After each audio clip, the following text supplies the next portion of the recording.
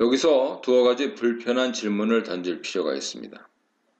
첫째, 이 시제법은 왜 여성에게만 적용되는가? 만일 남편이 간통 혐의가 있는데 증거가 없다면 동일하게 시제법 검증을 받아야 하지 않는가? 물론 율법은 결혼한 남녀가 간통하다 적발되면 둘 다 죽이라고 명령합니다. 그러나 남편의 간통이 강하게 의심되는 경우 아내는 어떤 조치를 취해야 합니까? 이에 대해 구약율법은 침묵합니다. 따라서 민수기 의심의 소재법은 분명히 매우 성차별적입니다. 5장 하나님께서 모세에게 말씀하셨다. 너는 이스라엘 백성에게 명령하여 악성 피부병에 걸린 사람, 고름을 흘리는 사람, 죽음에 다 부정하게 된 사람을 진 안에 머물지 못하게 하여라. 남자와 여자 가리지 말고 똑같이 내보내라. 그들을 진 밖으로 내보내어 내가 그들 가운데 머물고 있는 진을 더럽히지 못하게 하여라. 이스라엘 백성은 그대로 행하여 그들을 진 안에 머물지 못하게 했다. 그들은 하나님께서 모세를 통해 명령하신 대로 행했다. 하나님께서 모세에게 말씀하셨다. 너는 이스라엘 백성에게 이렇게 일러주어라. 남자든 여자든 어떤 잘못을 저질렀으면 그 사람은 하나님과의 신뢰의 관계를 끊은 것이므로 유죄다. 그는 반드시 자기 잘못을 고백해야 한다. 또한 그는 피해자에게 전액을 보상하고 거기에 5분의 1을 더해서 갚아야 한다. 그러나 피해자에게 보상을 받을 가까운 친척이 없으면 그 보상은 하나님의 것이므로 속죄에 쓰는 순양과 함께 제사장에게 주어야 한다. 이스라엘 백성이 제사장에게 가져오는 거룩한 제물은 모두 제사장의 것이다. 각 사람이 가져온 거룩한 제물은 그 사람의 것이지만 일단 제사장에게 준 것은 제사장의 것이 된다. 하나님께서 모세에게 말씀하셨다. 이스라엘 백성에게 이렇게 일러주어라. 한 남자의 아내가 바람을 피우고 남편을 배신한 채 다른 남자와 잠자리를 같이 하여 자기 몸을 더럽혔는데도 남편이 그 사실을 전혀 알아채지 못했다고 하자. 목격자도 없고 현장에서 잡힌 것도 아닌데 남편이 질투심에 사로잡혀 자기 아내가 부정하다고 의심할 경우, 또는 아내가 결백한데도 남편이 근거 없는 질투심에 사로잡혀 의심할 경우 남편은 자기 아내를 제사장에게 데려가야 한다. 그는 자기 아내를 위해 보리가루 2리터를 제물로 가져가야 한다. 그 제물에는 기름을 부어서도 안 되고 향을 섞어서도 안 된다.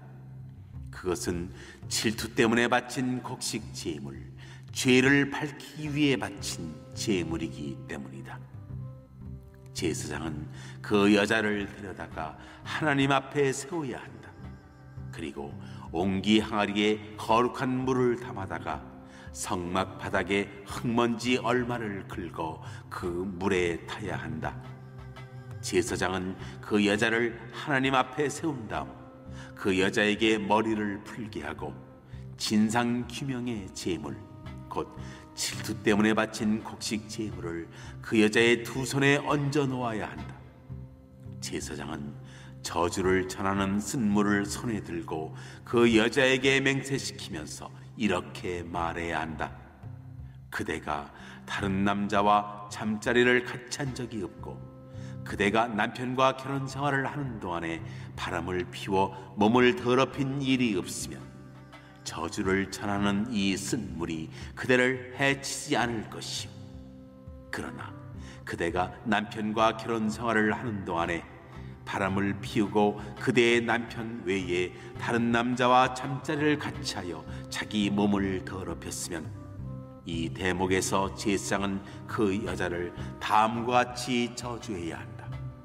하나님께서 그대의 자궁을 오그라들게 하시고 그대의 배를 부풀어 오르게 하셔서 그대의 백성이 그대를 저주하고 욕하게 하실 것이요, 저주를 전하는 이 물이 그대의 몸속에 들어가서 그대의 배를 부풀어 오르게 하고 그대의 자궁을 오그라들게 할 것이요. 그러면 그 여자는 아멘 아멘 하고 말해야 한다. 제사장은 이 저주의 말을 두루마리에 적어서 쓴 물에 그 글자를 씻은 다음 저주를 전하는 쓴 물을 그 여자에게 주어야 한다. 이 물은 그 여자의 몸속에 들어가 심한 통증을 일으킬 것이다.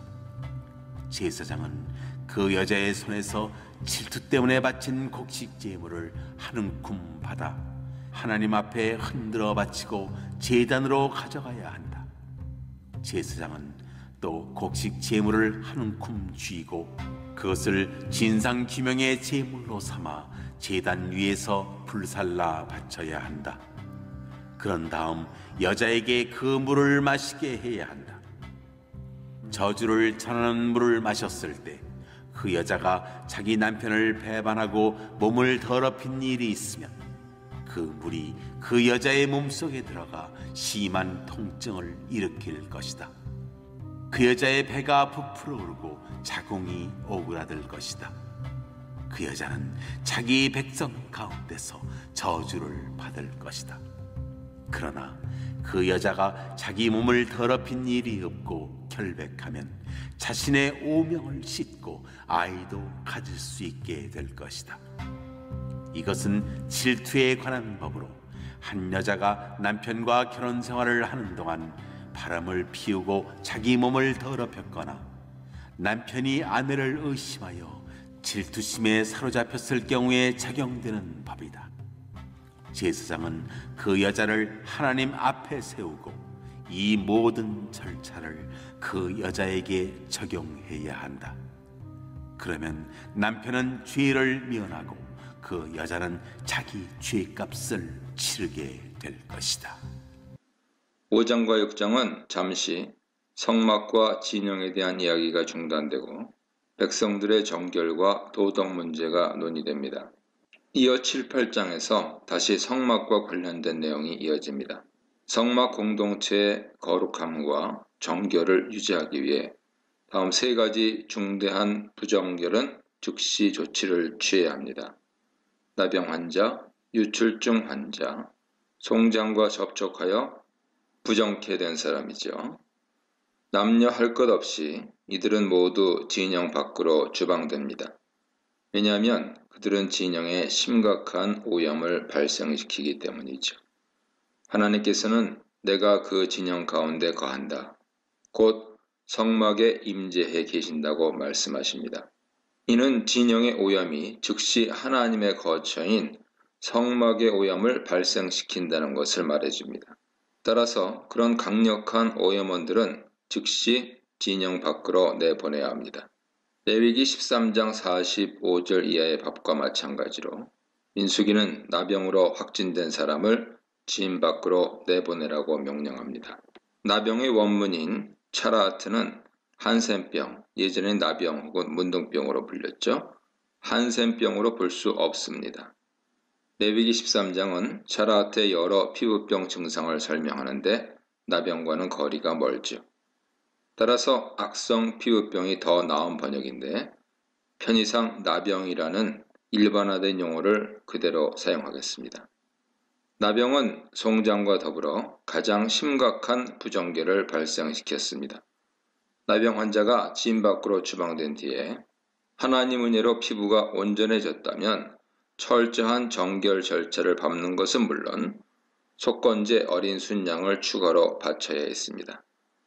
이런 악성 피부병 환자의 정결 절차 중 백향목과 홍색실, 우술초가 사용되는 의뢰는 사체 접촉에 의한 부정결을 씻는 절차와 거의 동일합니다. 레위기 14장 4절 이하, 민수기 19장 1절 이하 참조하세요. 속건지의 요구가 암시하는 바는 그 악성 피부병이 일종의 저주의 징표로서 부지 중에 믿음의 위반, 곧 하나님과의 약속을 거스리는 죄를 범한 결과일 수 있다는 것이죠. 바로 이런 이유로 엄격한 배상 제물과 철저한 정결 절차가 요구되었을지 모릅니다. 그 외 송장과 접촉한 사람은 심각한 부정을 탔기 때문에 역시 진 밖으로 나가야 합니다. 송장과의 접촉은 다양한 방식으로 발생하는데 민수기 8장, 19장, 33장에서 더 자세히 다룹니다. 유출병 환자도 추방 대상입니다. 이렇듯 민수기 5장 2절에 의하면 나병 환자, 유출이 있는 자, 시신과 접촉한 자는 누구든 진 밖으로 나가야 합니다.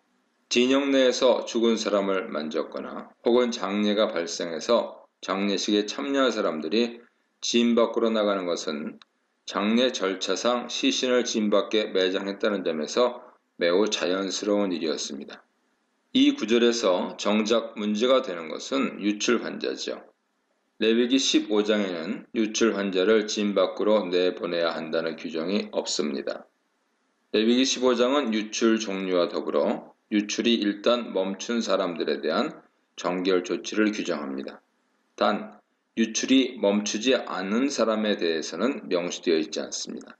아마도 장기간 유출이 지속되었다면 오염이 끊이지 않으니 더 이상 집안에 나아가 진영 내에 머물기 어려운 관계로 진 밖에 격리했을지도 모릅니다.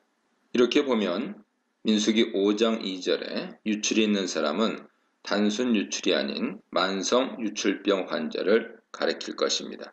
5절로 8절입니다.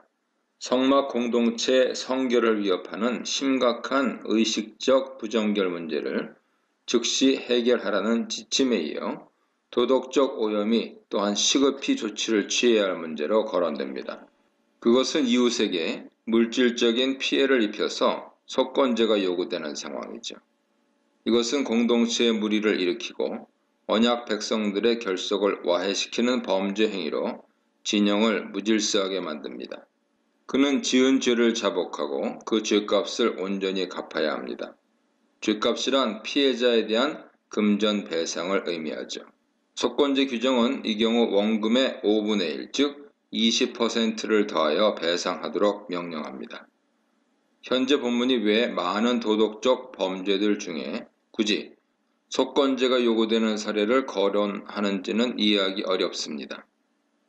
어찌되었든 사회 구성원들 간에 발생한 파렴치한 물질적인 범죄는 공동체 전체에 중대한 위협이 되는 대표적인 사례일 수 있습니다. 레위기 5장 14절 이하에서 확인되는 바와 같이 속건제가 요구되는 경우는 첫째, 무의식적으로 여호와의 제산, 즉 성물을 침해했을 때, 예를 들어 부지 중에 성물을 먹은 경우, 만일 고의로 성물을 먹었다면 중벌에 해당하죠. 레위기 22장 보세요. 그 경우고요. 둘째, 남의 재산을 교묘히 찬탈한 경우입니다. 현재 민수기 5장 5절 이하에서는 사람의 재산에 피해를 입힌 경우죠. 여호와 앞에서의 서약이나 맹세를 파기하면서 일으킨 타인의 재산 침해는 말의 범죄로 규정됩니다. 범죄자는 여호와께 신실치 못하여 범죄하는데 이를테면 맡긴 물건이나 전당물을 속여서 탈취한 뒤에 하나님의 이름으로 맹세하며 사실을 부인합니다. 물건을 잃어버렸다거나 속임수죠. 자신이 물건을 맡은 적이 없다고 발뺌하거나 도둑질이죠. 나아가 이웃에 모종의 압력을 가하여 강탈하는 착취죠. 또한 물건을 주운 뒤 거짓으로 하나님께 맹세하여 시치미를 뗄 수 있습니다. 이러한 거짓, 사기, 불의한 분실물 습득은 맹세가 수반되므로 하나님의 이름을 모독하는 행위입니다. 이것이 칼을 든 강도짓은 아니지만 교묘한 합법적 수단으로 이웃으로부터 부당한 이익을 취하는 행위죠. 예를 들어 임금 착취나 임금 체불과 같은 범죄라 할 수 있습니다. 범죄자는 그 물건을 주인에게 돌려주되 원금의 20%를 더하여 배상금을 물어줘야 합니다. 이어서 범죄자는 성소에서 정한 값에 맞는 순양을 성소에 가져가 속건제로 바쳐야 합니다. 여기서 재산상의 피해는 벌금이 불과 원금의 20%에 지나지 않으며 추가로 순양 한 마리를 성소에 바칠 뿐입니다. 대조적으로 출애굽기에서 양이나 소를 도둑질한 죄의 벌금은 4배 혹은 5배입니다. 즉 양을 한 마리 훔치면 4마리를 갚아야 하고요. 소를 훔치면 5마리를 갚아야 합니다. 이런 차이가 나는 이유는 속건제로 문제를 해결하는 경우 범죄자가 훔친 양을 되돌려주며 자수를 했기 때문일 것입니다. 한편 본문의 속건제 규정은 매우 적절하게도 레위기에서 1차로 주어진 표준 속건제 규정 5장 14절 이하에 있는 표준 속건제 규정을 보완하는 추가 지침이기도 합니다. 속건제 규정에 따르면 물질적인 배상은 피해자에게 원금의 20%를 더하여 주는 방식으로 이루어집니다. 그러나 현재 본문은 만일 피해자가 사망했거나 부재 중일 경우 어떻게 그 배상을 실행해야 하는지 원칙을 정합니다. 아마도 그 경우 자연스럽게 피해자의 가족에게 배상을 했을 것입니다. 만일 가족 전원이 부재한 상황이라면 가까운 친척에게 그 배상금을 지불해야 했을 것입니다. 그런데 만에 하나 그런 원칙들마저 없는 상황이라면 현재 법은 속건제 순양을 성전에 바치러 올라갈 때 순양과 더불어 그 배상금을 제사장에게 줄 것을 명령합니다. 이때 속건제 순양은 제물로 바치고 그 배상금은 제사장에게 돌아갑니다. 속건제는 속죄제와 동일하게 그 순양의 내장 기름 부위, 내장에 붙은 기름, 두 콩팥 간엽이죠. 기름 부위만을 태우고 남은 고기는 제사장 몫으로 주어집니다. 9절로 10절입니다. 속건제 규정은 속건제 배상금이 제사장에게 돌아가는 상황에 대한 이야기와 더불어서 마무리되고 뒤이어 속건제와 무관한 제사장의 성물에 대한 규정이 추가됩니다. 그러나 이건 역시 제사장 몫으로 돌아가는 백성들의 봉헌물, 거제에 대한 지침이므로 속건제 규정과 함께 묶이는 것이 이상하지는 않습니다. 이것은 분명히 제사장에게 돌아가는 음식 봉헌물, 즉 소제물인 것으로 보입니다.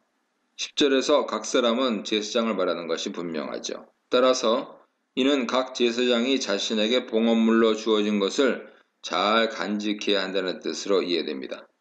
예를 들어 소제물에 밀가루를 바치는 제사장은 한 움큼의 밀가루를 태우고 남은 것은 자신의 몫으로 갖습니다.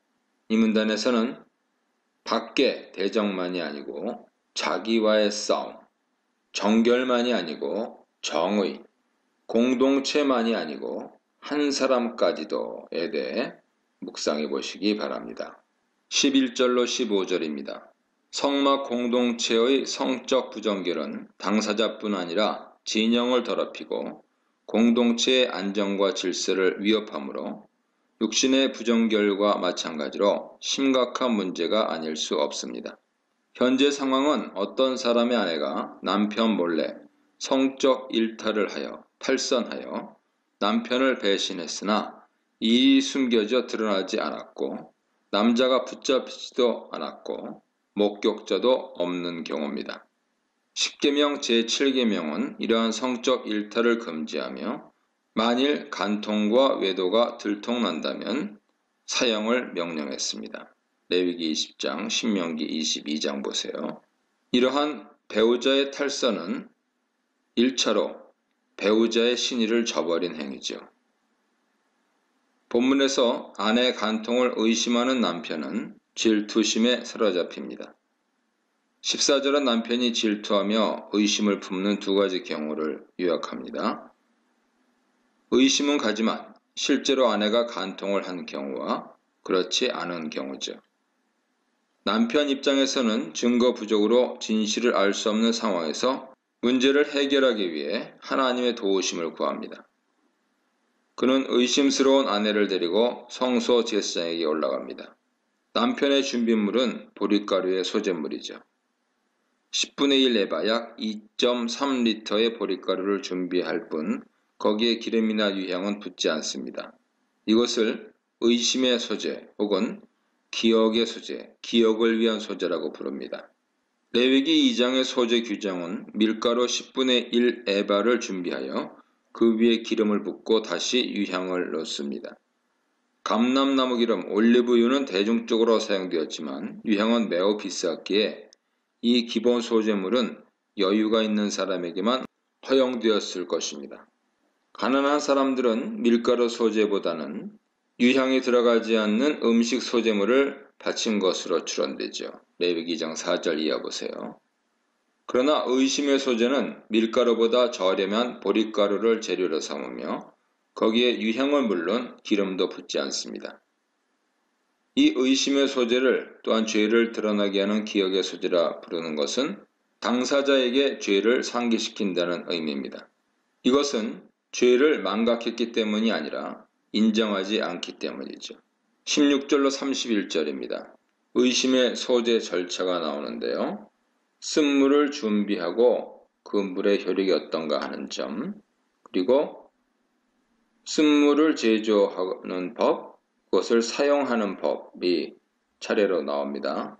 본문에서 아내 간통 여부를 판정하기 위해 의심의 소재가 수반된 시제법은 다음 절차를 통해 진행됩니다. 제사장과 여자가 교대로 순서를 진행하는 것을 볼 수 있죠. 첫째, 제사장은 토기에 성수를 담은 뒤 성막 바닥에 흙을 섞어 쓴물을 만듭니다. 둘째, 여자는 슬픔을 나타내는 몸짓으로 머리를 풀고 의심의 소재물을 두 손에 듭니다. 셋째, 제사장은 두루마리에 저주의 말을 쓴 다음 그것을 쓴물에 넣어 빤 뒤에 그 여자에게 그 쓴물의 효과를 설명합니다. 넷째, 여자는 그 쓴물의 효과를 전적으로 받아들인다는 맹세를 합니다. 다섯째, 제사장은 먼저 의심의 소재물을 손으로 한 움큼 떠서 태웁니다. 여섯째, 여자는 제사장의 지시를 따라 그 쓴물을 마십니다. 여기서 첫 번째 나오는 거룩한 물은, 즉 성수는 분명히 성막 마당에 비치된 물두멍에서 뜬 물입니다. 토기에 담는 이유는 그것을 다 쓰고 난 뒤 깨뜨리기 위함이죠. 레위기 6장 11장 보세요. 제사장은 그 토기 안의 물에 성막 바닥에 티끌을 취해 섞는데 그것이 마당 흙인지 아니면 본당 안의 내성소 흙인지는 분명하지 않습니다. 마당은 일반 백성이 드나드는 장소이기 때문에 성수에 어울리는 흙이라면 거룩한 공간인 내성소 바닥의 흙일 것으로는 추론되지요. 흙을 풀었기 때문에 이 물을 쓴물로 표현합니다. 이때 쓴물이란 실제로 쓰다기보다는 식수로는 곤란한 물이지만 시험을 위해 곤혹스럽게 마셔야 하는 물이고 또한 그 물을 마시면 죄가 드러나 저주로 이어질 수 있는 물이라는 뜻일 것입니다. 여자가 머리를 푸는 행위는 자신의 처지에 대한 슬픔을 상징할 것입니다. 그녀가 두 손에 보릿가루 소재물을 들고 있을 때 제사장은 두루마리에 저주의 말을 쓴 뒤 성수에 담가 빨아서 그것을 저주의 쓴물로 만듭니다. 그 쓴물을 두 손에 들고 제사장은 그 여자에게 그 물이 가져올 두 가지 결과를 설명합니다. 그녀가 그 물을 마신 뒤 창자에 들어갔을 때 만일 그녀가 무죄라면 쓴물의 독성이 아무 효과가 없을 것이나 만일 유죄라면 넓적다리, 자궁이죠. 넓적다리가 마르고 배, 태반이죠. 배가 부어올라 애를 낳지 못하는 저주를 받을 것입니다. 이 설명을 들은 여자는 아멘 아멘으로 동의하며 받아들입니다. 제사장은 두루마리 위에 저주의 말을 쓴 다음 그것을 쓴물에 빠는데요. 이로써 그 쓴물은 저주의 쓴물, 즉 저주를 불러들이는 물이 됩니다. 제사장이 의심받고 있는 아내에게 그 물을 먹이면 그 물이 효과를 내 유죄 여부를 판정할 수 있게 됩니다. 쓴물을 먹이기 전에 제사장은 여인의 손에서 기억의 소재물이라 칭하는 의심의 소재물을 받아 여호와 앞에 태워 바칩니다. 레위기 2장의 소재 규정대로 제사장은 손바닥으로 보릿가루 한 움큼만 떠서 태우고 나머지는 제사장 몫으로 취합니다. 이어 제사장은 그 저주에 쓴 물을 여인에게 마시게 하죠. 그 물은 여인의 창자로 들어가 자궁과 태반에 작용하여 앞서 설명한 방식으로 범죄 여부를 가립니다. 만일 그녀의 범죄가 드러나면 자궁이 마르고 태반이 부으며 더 이상 임신이 불가능한 몸이 될 것이며 이것은 큰 저주의 하나였습니다. 결국 그 여인의 몸에 나타난 증거와 더불어 임신불능의 저주가 내려지면 남편은 이혼을 요구할 수 있었을 것입니다. 여기서 두어 가지 불편한 질문을 던질 필요가 있습니다. 첫째, 이 시제법은 왜 여성에게만 적용되는가? 만일 남편이 간통 혐의가 있는데 증거가 없다면 동일하게 시제법 검증을 받아야 하지 않는가? 물론 율법은 결혼한 남녀가 간통하다 적발되면 둘 다 죽이라고 명령합니다. 그러나 남편의 간통이 강하게 의심되는 경우 아내는 어떤 조치를 취해야 합니까? 이에 대해 구약 율법은 침묵합니다. 따라서 민수기 의심의 소제법은 분명히 매우 성차별적입니다.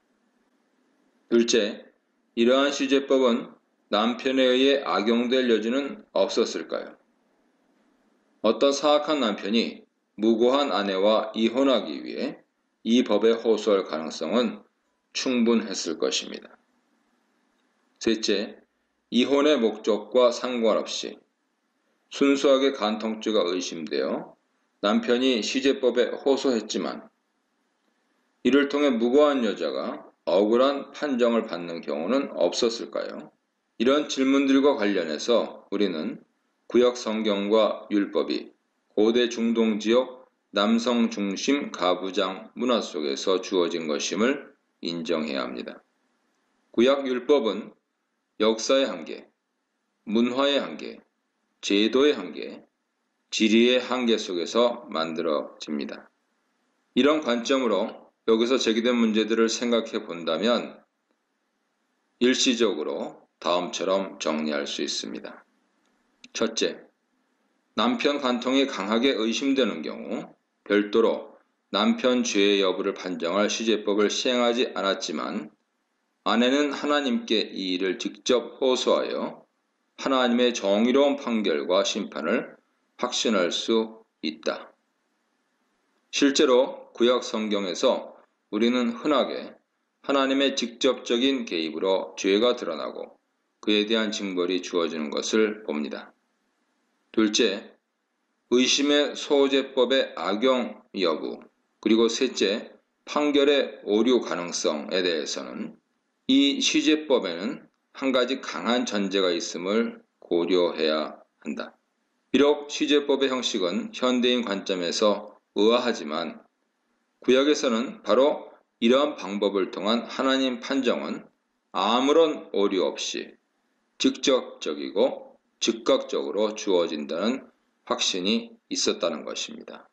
같은 이유로 남편이 그 시제법을 악용하는 것은 가능할 수 없었을 것입니다. 바로 이것이 우상에게 의탁한 이방의 시제법과 구약에서 용인된 율법의 시제법의 본질적인 차이라고 할 수 있습니다. 이 문단에서는 성적 죄악을 경고하는 태도, 여성을 보호하는 제도에 대해 묵상해 보시기 바랍니다.